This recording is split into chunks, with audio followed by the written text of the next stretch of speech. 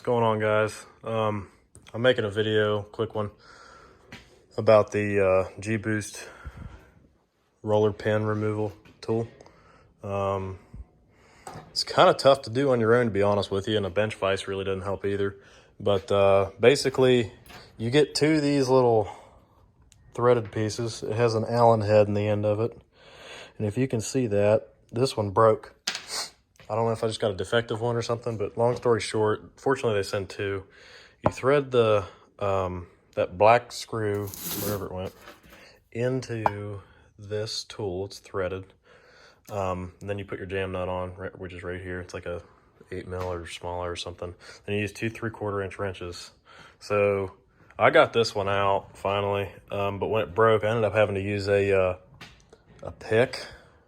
I think I put it back already. I used a just like a straight pick, and I wrapped it with electrical tape, and I stuck it in there, and I could spin it that way because none of the other Allen heads would fit to get that walked out. But fortunately, it's just threads, so it wasn't really like, tightened. It was just, threaded into it. So anyway, how I do it, it really hurts your arm, but I grab the clutch like this and put my arm down onto this box wrench and hold the clutch like this, have the wrench under my arm, and then I use the hand that I'm holding my phone with to turn this wrench. And you basically just hold this one down, spin this clockwise, and it just starts walking it out backwards.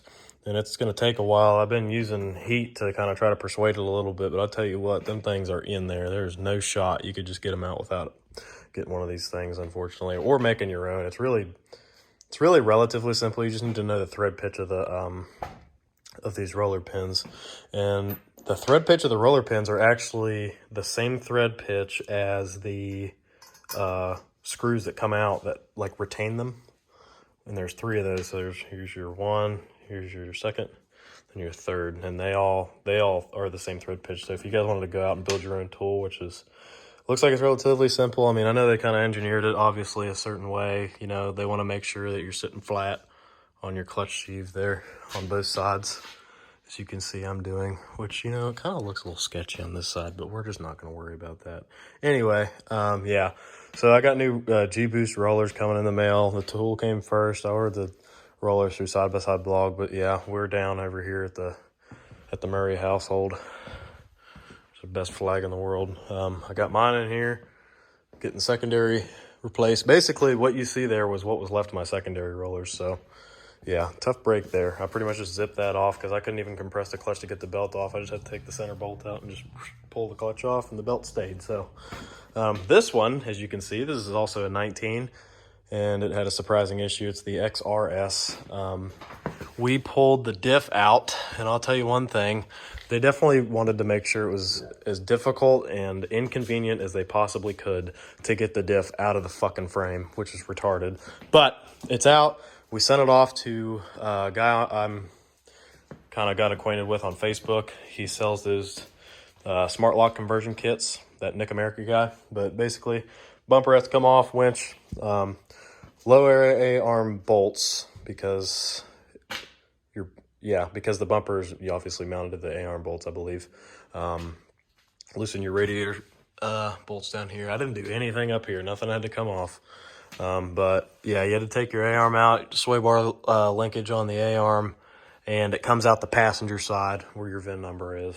So, yeah, it was kind of a pain. The smart lock was, I guess, not smart locking. It was just every once in a while catching every once in a while. I would have liked to have opened that and seen what was going on with it, but I didn't actually get a chance to open it because the guy was using it as a core. Actually, we ended up getting a pretty decent deal and sent him a core, and he's sending us out a new one. It should be here next Thursday, and then I'll probably take a video real quick of getting that thing in there one night and getting it back on the road, and hopefully that fixes his problems. We pulled both axles out, thinking that maybe it was an axle, like the tip sheared off in the diff or something like that, because it was every once in a while catching. But he said he heard some evidence of foul play and bad noises, so fortunately it was not that.